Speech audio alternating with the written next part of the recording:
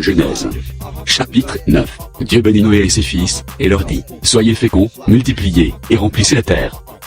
Vous serez un sujet de crainte, et d'effroi pour tout animal de la terre, pour tout oiseau du ciel, pour tout ce qui se meut sur la terre, et pour tous les poissons de la mer. Ils sont livrés entre vos mains. Tout ce qui se meut et qui a vie vous servira de nourriture. Je vous donne tout cela comme herbe verte. Seulement, vous ne mangerez point de chair avec son âme, avec son sang. Sachez-le aussi, je redemanderai le sang de vos âmes, je le redemanderai à tout animal, et je redemanderai l'âme de l'homme à l'homme qui est son frère. Si quelqu'un verse le sang de l'homme, par l'homme son sang sera versé, car Dieu a fait l'homme à son image. Et vous, soyez féconds et multipliez, répandez-vous sur la terre, et multipliez sur elle. Dieu parla encore à Noé, et à ses fils avec lui, en disant, voici, j'établis mon alliance avec vous et avec votre postérité après vous, avec tous les êtres vivants qui sont avec vous, tant les oiseaux que le bétail, et tous les animaux de la terre, soit avec tous ceux qui sont sortis de l'arche, soit avec tous les animaux de la terre. J'établis mon alliance avec vous, aucune chair ne sera plus exterminée par les eaux du déluge, et il n'y aura plus de déluge pour détruire la terre.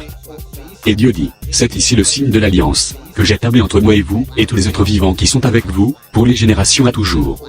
J'ai placé mon arc dans la nue, et il servira de signe d'alliance entre moi et la terre. Quand j'aurai rassemblé des nuages au-dessus de la terre, l'arc paraîtrait dans la nue, et je me souviendrai de mon alliance entre moi et vous, et tous les êtres vivants, de toute chair, et les eaux ne deviendront plus un déluge pour détruire toute chair. L'arc sera dans la nue, et je le regarderai, pour me souvenir de l'alliance perpétuelle, entre Dieu et tous les êtres vivants, de toute chair qui est sur la terre. Et Dieu dit à Noé, tel est le signe de l'alliance, que j'établis entre moi et toute chair qui est sur la terre. Les fils de Noé, qui sortirent de l'arche, étaient Sem, Cham et Japheth. Cham fut le père de Canaan.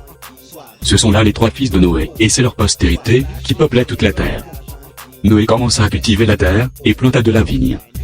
Il but du vin, s'enivra, et se découvrit au milieu de sa tente. Cham, père de Canaan, vit la nudité de son père, et il le rapporta dehors à ses deux frères.